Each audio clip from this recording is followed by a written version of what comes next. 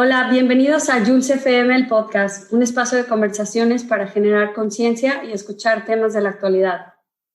Los retos de la transición de energías limpias. En este episodio tendremos a un experto en energías limpias que nos hablará de su trabajo.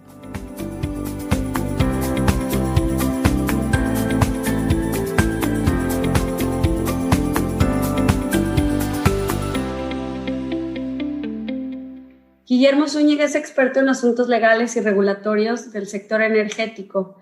Tiene una licenciatura en Derecho de México por la ITAM y el grado de Derecho de España por la Universidad Internacional de La Rioja. Cuenta con una maestría de regulación por la London School of Economics, Reino Unido, y una maestría en Derecho por la Universidad de Chicago.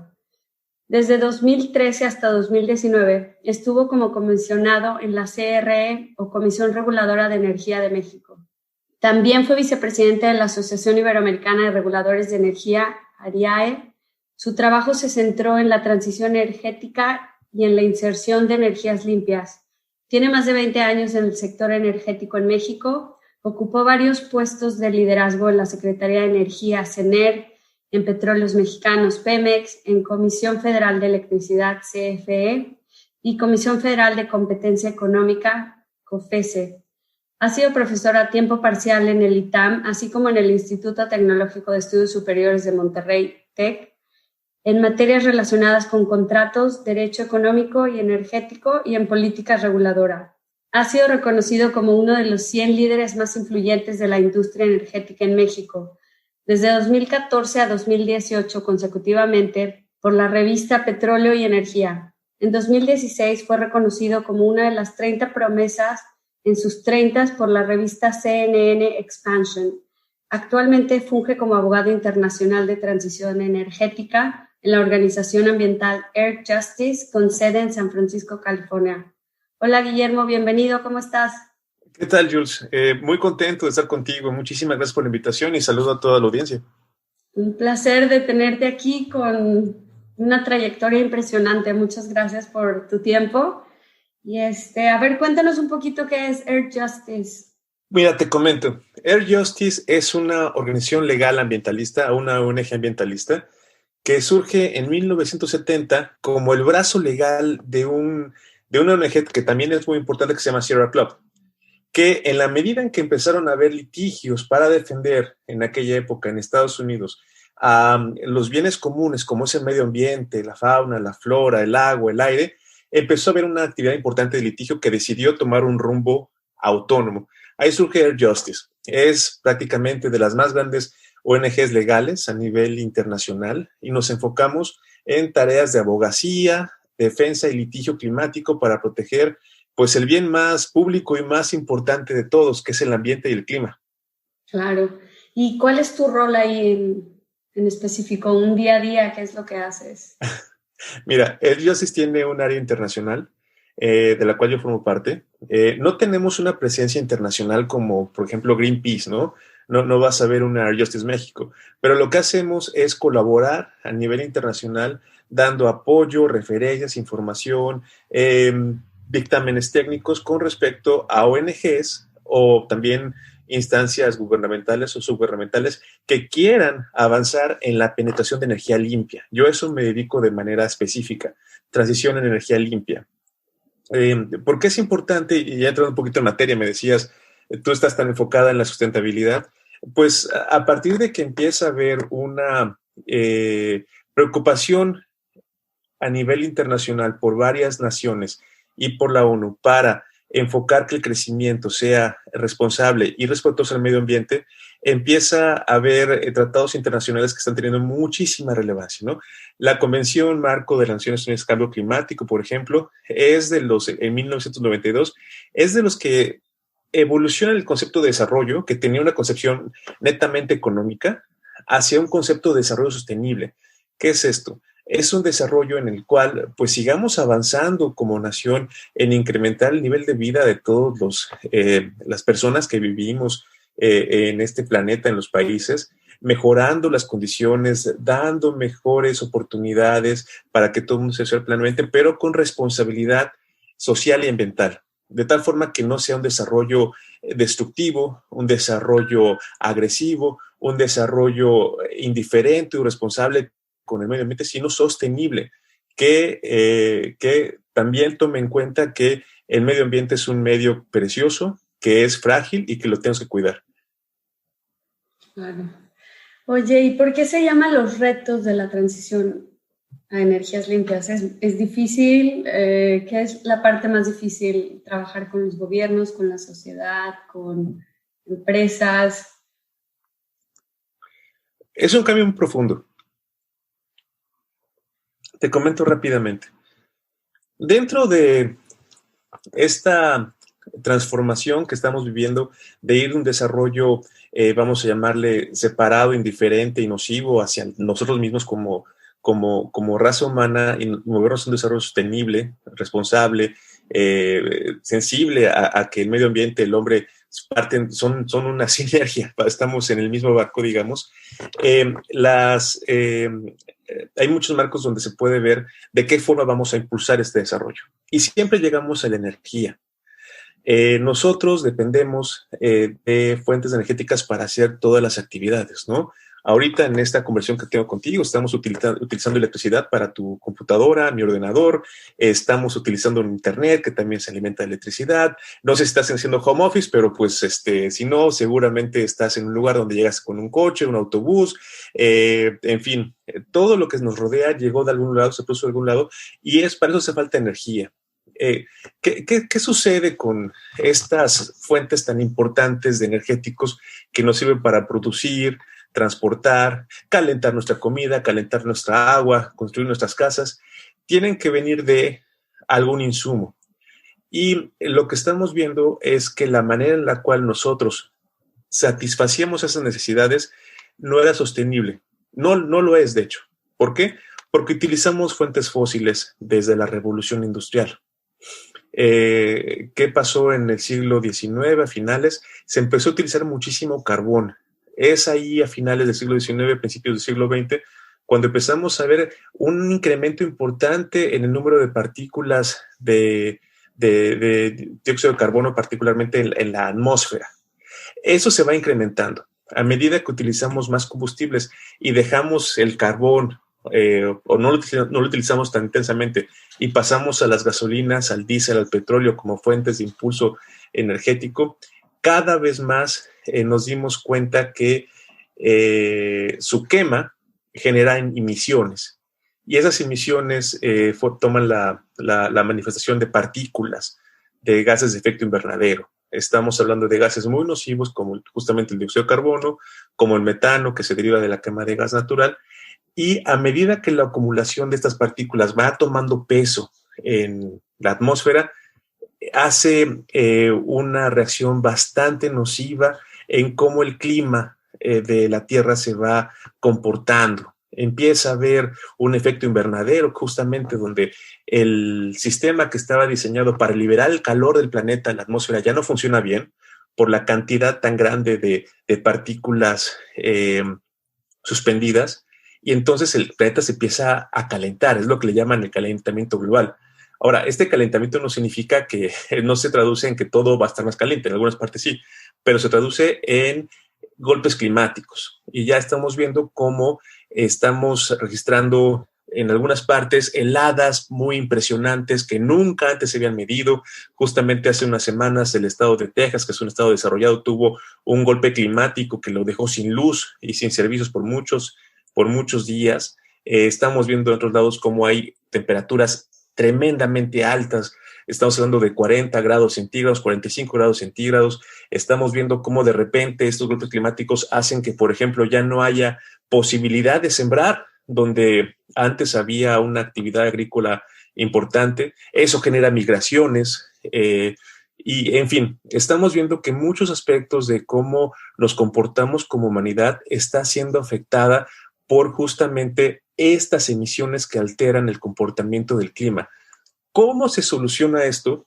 Con un reto muy importante: sustituir a los energéticos sucios que causan emisiones con fuentes limpias, que te pueden dar la misma disponibilidad de energía, que nos permitiría seguir teniendo esta electricidad para poder platicar por Zoom en una computadora, para poder comer comida caliente, para poder bañarnos con agua caliente, para utilizar un coche y desplazarnos, utilizar barcos y camiones para mover mercancías, pero sin utilizar fuentes sucias que incrementen esas emisiones. Estas son las tecnologías limpias, son las tecnologías que nos permiten utilizar el entorno, tales como el viento, la luz solar, otras fuentes un poquito más, un poquito menos desarrolladas como la energía maremotriz, la geotermia, la energía hidráulica que viene del agua. Todas esas son fuentes que nos permiten seguir utilizando electricidad y crear energía, pero sin la contaminación y la emisión que tanto daño ya le ha hecho a nuestro planeta. Ese es el reto de la transición de energía limpia. Oye, ¿y cómo funciona? Yo no sé muy bien cómo funcionan los paneles solares que mencionaste, ese tipo de energía. Es una muy buena pregunta. Mira, la energía solar como concepto siempre ha estado presente. De hecho, yo te puedo decir que yo era jovencillo, ¿no? Todavía tenía, no sé, unos 11 años y yo tenía una calculadora solar con una pequeña celda solar que tomaba energía de la luz. Es impresionante cómo esta tecnología, de ser muy cara y muy rara hace apenas unos 30 años, ha venido a abaratarse de manera impresionante. Te doy un dato. En los últimos 10 años, esa energía de costar aproximadamente unos $350 para generar un megawatt, que es una medida de generación de energía eléctrica, ya estamos viendo actualmente que se usan unos 17 o $18 para generar ese megawatt. Es una bajada de precios impresionante con una tecnología que es probada, confiable y que cada vez es más común ver en las casas. Ahora, la parte científica, mira, yo soy, no soy un científico, pero básicamente sí te puedo comentar lo siguiente. La luz solar es una fuente de energía que genera luminosidad y calor que en ciertos materiales como los que tiene un panel solar es captada. En ese momento, esa luz solar empieza a ser utilizada para generar una reacción química que hace que los electrones fluyan a través del panel. Esos electrones se van depositando a través de un cable a un inversor que cambian su corriente, casi siempre se genera a través de corriente directa, lo transforma en corriente alterna, y esa corriente alterna es la que puede activar nuestros mecanismos de consumo eléctrico, como es una televisión, como es un refrigerador o una lavadora, o también inyectarla a la red eléctrica ya en cantidades y en volúmenes mucho más grandes y pueda ser utilizada para dar energía a una ciudad. Entonces, básicamente es eso, transformación a través de un proceso químico y mecánico de la luz solar en una energía eléctrica, en esta danza de electrones y protones que llegan a ser una fuente de energía importante para todos nuestros aparatos y sistemas que utilizamos para vivir. Ok, pues suena muy interesante, pero eso se podría aplicar en las casas, ¿no? Mencionas que hay algunas casas que ya tienen energía solar. Mira, pues se puede aplicar en todo. Y también, también no solamente energía solar, sino energía eólica. A final de cuentas, la energía eléctrica en general se genera a partir de hacer la rotación de una turbina. O sea, tú ves una planta de carbón, las viejas plantas de carbón, muy contaminantes, muy sucias, muy dañinas, y lo que hace el carbón es que genera calor porque se quema, y ese calor echa a andar un cuerpo de agua, genera vapor, como unas viejas locomotoras, ese vapor se expande y echa a andar una turbina, ¿no? Y eso genera, esa energía cinética se va transformando en energía eléctrica.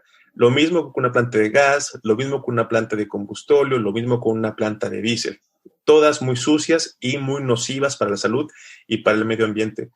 ¿Qué pasa con la energía eólica? Pues utilizamos una manera distinta de hacer mover una turbina, ¿no? El viento. Así como los rieletes que eran tan comunes cuando yo era pequeño, ya estoy muy nostálgico de mi crecimiento, de mi infancia de veracruzana, ¿no? Yo soy de Veracruz, México. Pero bueno, Esa energía es centenaria, ¿no? Tenemos por muchos lados molinos molinos de grano, por ejemplo, que puedes ver que tienen 1000 años y que se utiliza el viento para moler grano. Pues en este caso ya no se mole grano, ¿no? Se hace rotar unas aspas que generan una energía cinética que se transforma en energía eléctrica y te genera electricidad. Lo mismo con las plantas hidráulicas. Me refiero a una cascada, una caída de agua. Esa cascada ahí está, es un río, acaba en una gran caída. Por la gravedad se cae el agua, simplemente le pones una turbina junto a esa caída de agua y esa turbina empieza a girar por la mera caída de agua. Y ese movimiento kinético, genera electricidad. Entonces, estamos viendo que las soluciones ya están por todos lados, ya están implementadas y, pero con respecto a lo que tú mencionas, las energías renovables tienen una característica muy benevolente y muy impresionante con respecto a las energías fósiles, que le llaman la escalabilidad. Antes, estoy hablando de hace 50 años, quizás 60 años, cuando tú hablabas de energía eléctrica, el único que podía hacer una planta o era el gobierno o era una empresa muy grandota, ¿no? Oye, yo voy a generar eléctrica. Pues, oye, estás pensando en planta de carbón, es un monstruo, ¿no? Vas a requerir unos 100 personas 1000 personas para construirla, 100 personas para operarla y unos 15 para mantenerla, ¿no? Y aparte tienes que tener un suministro de carbón constante, tienes que irlo a buscar, igual con el petróleo. Muy complicado, muy costoso. Una planta solar no requiere de ese tipo de complejidades. Esta tecnología del panel que recolecta la luz solar, se utiliza solamente con la instalación de un panel. Un panel, tú lo has visto, ¿no? No tiene piezas móviles, o sea, no hay que aceitar nada, no hay mucho desgaste. Si acaso hay que limpiar el polvo de vez en cuando, pero entonces lo pones en un área y una gran cantidad de paneles te da la misma capacidad que una planta grandota.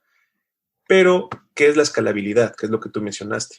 Por primera vez, los pequeños usuarios, tenemos la oportunidad de poner nuestra propia generación. Esto es algo que está cambiando la lógica del sistema eléctrico. Nunca antes había sido el usuario el que podía generar su propia electricidad.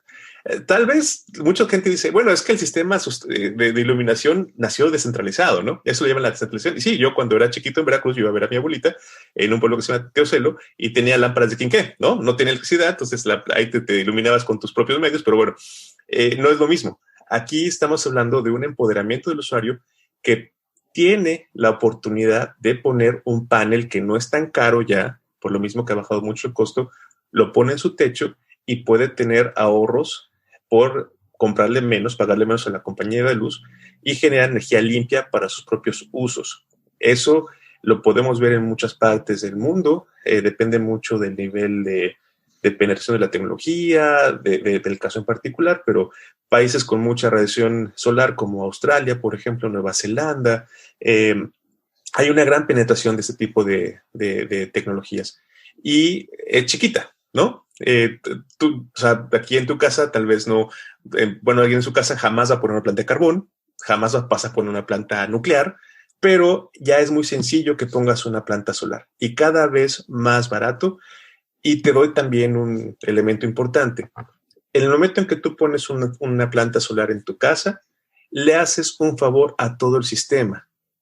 El sistema eléctrico requiere de muchos recursos y mucho dinero para distribuir la luz. Son los grandes cables que vienen de muchos kilómetros por la carretera o los pequeños cables que están afuera de tu calle.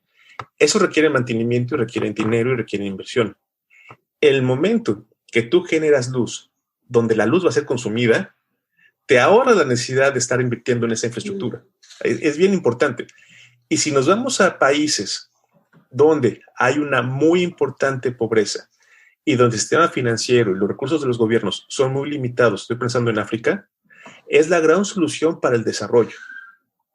A esos países, la posibilidad de electrificar viene de esta escalabilidad de las energías renovables. No vas a hacer un proyecto de $100 millones para llevar una línea de transmisión eléctrica a una aldea lejana en África o en algún otro país de Latinoamérica o Asia pobre. Sin embargo, puedes hacer inversiones de algunos miles de dólares para que esas personas tengan un panel solar. para que esas personas puedan tener una pequeña red eléctrica, se llaman mini grids, que ayuden a que puedan intercambiar entre todos la energía que se genera, e incluso un sistema de almacenamiento, que también es una tecnología que ya está muy avanzada, y que la luz solar, que tal vez sea muy abundante en el día, se almacene cuando tengas un superávit, un surplus, un excedente, y en la noche que no hay iluminación solar, puedas utilizar la energía almacenada y entonces tengas continuidad en la electrificación. Entonces, tu pregunta es muy buena, esa es la respuesta. Esta energía no solamente es más barata, es más limpia, sino también mucho más asequible, que es justamente como el objetivo de desarrollo sostenible número 7 de la ONU lo refiere, energía asequible y no contaminante. O sea, además de no contaminar, nos ahorramos dinero si tuviéramos eso en casa, ¿no? Nos ahorramos dinero nosotros y le ahorramos dinero a todo el sistema eléctrico. Es un beneficio sistémico. Aparte de que sí, o sea, te ayudas a ti y nos ayudas a todos. Y ayudas al clima. Así es. Claro. Oye, ¿cómo fue que llegaste a esta organización? Pues es una historia muy bonita. Cuéntanos. Para mí, desde mi punto de vista. Pues mira, yo le dediqué, yo soy servidor público. Yo tengo, bueno, fui 20 años servidor público. Yo tengo una orientación de servicio público muy clavada, pues muy inmersa en mí. Yo siempre quise dedicarme al servicio de los demás. Y el gobierno, pues siempre fue como que la opción más obvia en México. Y aparte me gustaba sentir que el impacto de mi trabajo se podía sentir, ¿no? Eso me llevó a aceptar una invitación a trabajar en la empresa eléctrica de mi país, que es la Comisión Federal de Electricidad, en el área de proyectos, un área bonita, porque podías ver proyectos importantes que justamente ayudan mucho al desarrollo del país. Electricidad es un insumo importante para vivir bien y también para ser productivos. Después seguí en el sector eléctrico, pasé por también proyectos de petróleos mexicanos, de ahí entiendo las complejidades de la industria petrolera, que tuvo su momento histórico. Yo creo que ya hace mucho tiempo que ya pasó y nos tenemos que deshacer de ella lo antes posible. Y también estuve en la Secretaría de Energía y eventualmente estuve pues muy involucrado en una reforma energética importante que tuvo México, donde se abrió la puerta para la inversión y la penetración de energía limpia y eficiencia energética en el país. Terminó mi ciclo en el 2019 y yo buscaba opciones para seguir dedicándome a seguir mi vocación y en Estados Unidos, te comento, hay un gran movimiento con mucho sustento social, regulatorio, legal para tener ONGs con gran alcance. Quiero decir, organizaciones civiles que tienen un muy buen fundamento económico, administrativo, y fui invitado a colaborar para como te dije, que el área internacional de Air Justice pudiera tener alguien que tuviera sensibilidad y experiencia a nivel internacional de energía limpia. Porque también, como tú lo leíste, estuve involucrado como vicepresidente de Nación Internacional de Reguladores de Energía. Entonces, pues, les pareció interesante mi perfil y me invitaron a trabajar y estoy aquí muy contento. Y que aparte con una silla donde ves un fenómeno muy bonito, ¿no? Que es el esfuerzo tan grande que están haciendo muchas organizaciones, muchos individuos para hacer el salto de fuentes sucias hacia fuentes limpias. ¿Qué es un salto? Te voy a decir por qué es tan complicado. Como sea, las empresas fósiles son empresas que tienen mucha historia y mucha influencia económica en los modelos actuales. Realmente las empresas petroleras de gas fueron y siguen siendo de las más importantes instancias económicas a nivel internacional y tienen un modelo que se niega a morir. Cuando traes una inercia varias décadas de ser pues, el insumo más importante, el petróleo, nada más y nada menos, a ver cómo llegan tecnologías y aparte llegan necesidades de dejar de emitir, de dejar de contaminar y dejar de afectar al clima, es muy difícil que todo el entramado que sirvió para que tú crecieras, porque estas tecnologías que te comento, su boom empezó hace apenas unos 15 años, a lo más, su madurez tecnológica para ser baratas, y también la conciencia y la información que tenemos ya de que el cambio climático es algo real. O sea, hace todavía 10 años había gente que decía que el cambio climático no existía, ¿no?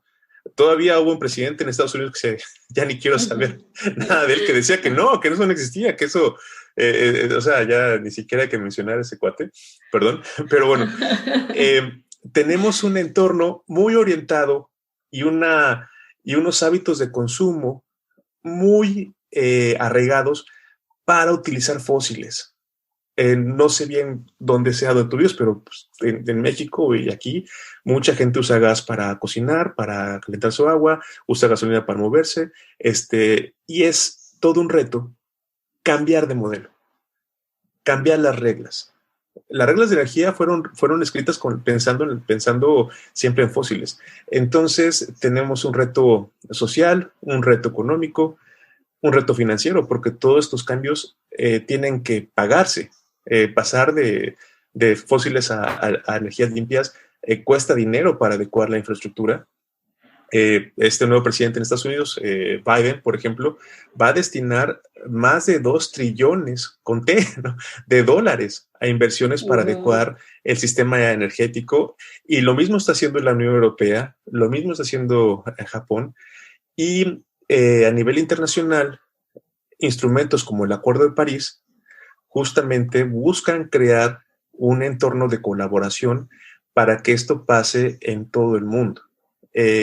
Entonces, pues eso es lo que me corresponde ver desde mi trabajo, y siento que es un reto maravilloso y muy urgente. Muy bien, muy interesante. Oye, pero ¿cuál es la parte legal que tú vas y haces? O sea, cuando, no sé, alguna organización los busca a ustedes, Enerjustice, o qué es lo que se firma legalmente, o los permisos, no sé qué. No se me ocurre, platícanos. Pues te platico, mira, hay de dos. Yo lo veo como hay que jugar a la ofensiva y a la defensiva. La ofensiva es tomar la iniciativa. Básicamente la tecnología, para que funcione, requiere de reglas claras. Si tú vas a invertir en un parque solar, tienes que tener una regla aceptada por las autoridades que diga que la energía solar es aceptable.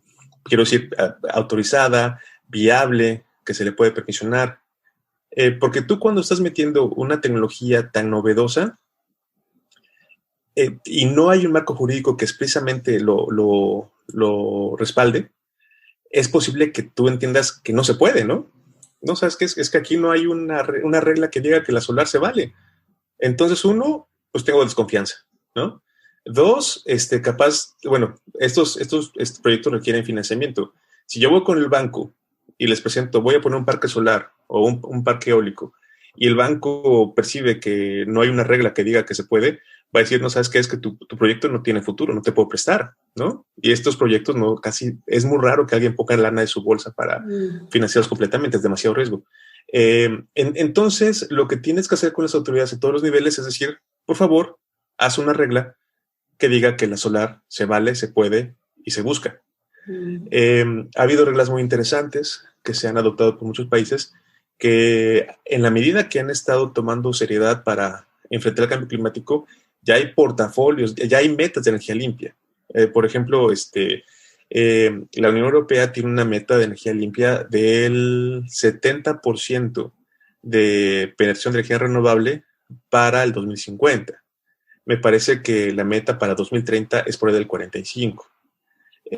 California ya sacó su meta de energía limpia del 50% para 2035. México tiene una meta de penetración de 35% de energía limpia para 2024. Entonces empieza a haber un montón de reglas que se pusieron muy a favor de que hubiera energía limpia, pero esas reglas no surgen nada más porque sí.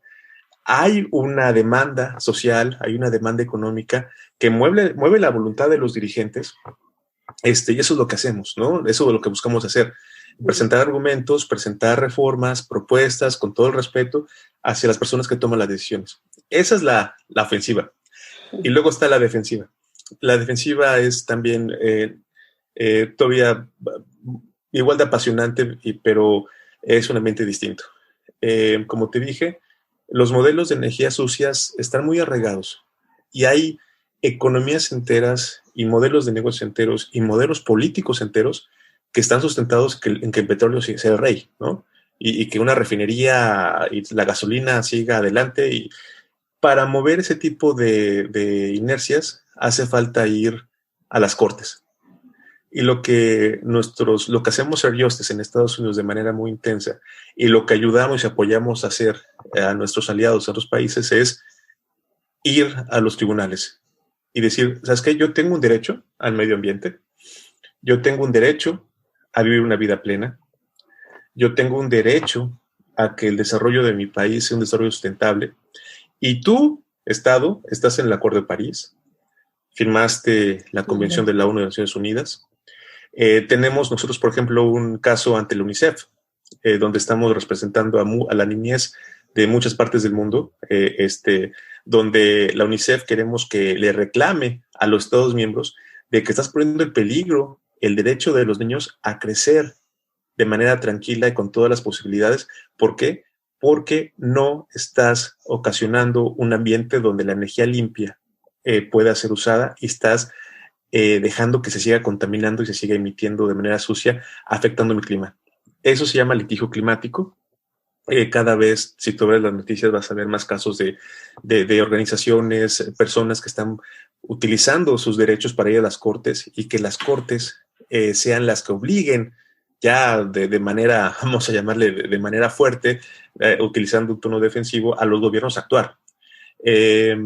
Es parte de la agenda ambiental y bueno, son las dos cosas que Air Justice, como una entidad que utiliza el derecho para abogar, para promover y también para defender, se ocupa de ser, pues, poner un granito de arena en esta lucha que lo estás viendo en todos los países actualmente. Increíble, yo creo que ese es el lado más bonito de lo que haces, ¿no? Fíjate que sí. Esta parte de los juventudes, es que no sé si bueno, es que es difícil de comunicar, pero mira, alguien que, tú eres muy joven, alguien como tú, ¿no? Gracias. Pero bueno, pensemos en alguien que está en sus, que acaba de llegar a la mayoría de edad, 18 años ahorita. Apenas vas a tomar en consideración a qué te vas a dedicar. Vas a tomar decisiones con respecto a con quién quieres hacer una vida de pareja, si quieres tener hijos, cuántos, dónde quieres vivir, y todo orientado a que puedas tú ser una persona plena, ¿no? Que es tu derecho. El cambio climático va a afectar todo eso.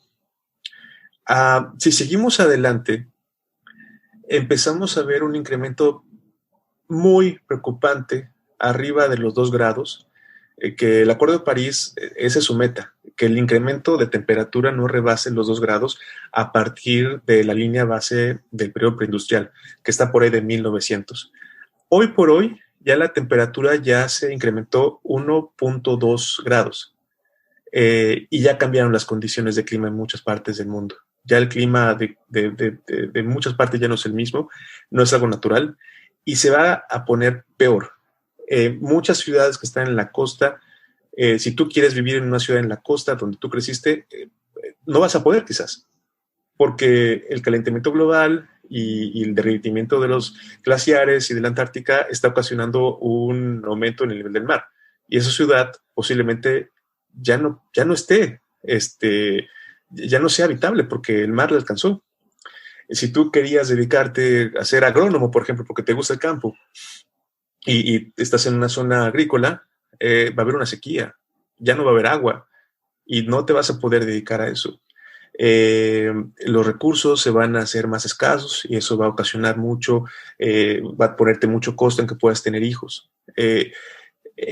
Es impresionantemente grave lo que está pasando con las posibilidades de vida cuando tienes un clima adverso por el cambio climático y las emisiones. Entonces, sí, es muy bello ver cómo los cómo los jóvenes están organizándose para buscar defender sus derechos, así como todas las demás personas, pero es una reacción a un tema bien preocupante que no tiene nada de bello. O sea, como dice Greta Thunberg, la casa está en llamas. Hay que actuar con pánico porque es una acción de pánico, pero bueno, dentro de lo que cabe, sí es agradable, es satisfactorio ver que las leyes que se diseñaron para protegernos funcionan, que los acuerdos que se firman para cuidar el medio ambiente funcionan, y esperemos que no estemos muy tarde para revocar este efecto tan nocivo del cambio climático. Jules. Muy bien.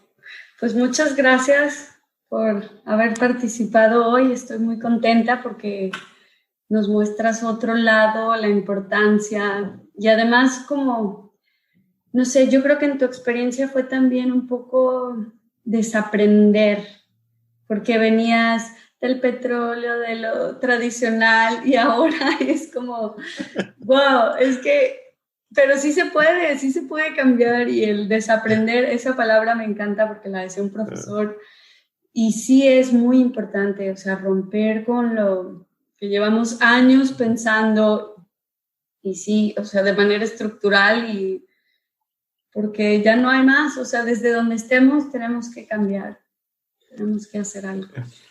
Pues algunos dirían deconstruirme, ¿no? Quitar todas pues los conceptos que tú das por sentados, tienes que muchas veces retarlos, y si no son adecuados al medio ambiente lo que quieres tener y al medio que quieres impulsar, donde quieres desarrollar tú y tu familia, pues cámbialos, maestro. Y aparte, todo está conectado, Jules. Ahorita que tú mencionaste desaprender, pues hay muchos temas de los hombres que tenemos que desaprender, de la forma en la cual tratamos con las mujeres. Hay muchas cosas que tenemos que desaprender con respecto a cómo vemos con la sociedad, con respecto a las inequidades. Es lo que dicen, que la justicia climática no es el clima y el reto climático no es un reto ambiental, es un reto social, es un reto económico, es un reto de justicia, es un reto de equidad. Y todo parte por tener respeto a lo más precioso que tenemos, ¿no? Que somos pues las personas mismas y el ambiente en el que vivimos. Pero sí, tienes razón. No me había puesto a pensar así como tú lo pusiste, pero sí, de venir de venir de lugares muy tradicionales de la energía, ahora tengo la fortuna de estar en un lugar donde justamente impulsamos disrupciones. Y sí, es bonito. Qué increíble, la verdad. Te admiro y muchas gracias nuevamente por esto. Gracias por No, yo te admiro a ti. Es padrísimo que tengas este tipo de disrupciones, ¿no? Digo, si hubiéramos estado en los 80s, tú hubieras tenido que tener una televisora atrás o una estación de radio atrás para hacer esto, y no, eres tú y la tecnología y todo lo que tú puedes hacer, y te felicito, Jules.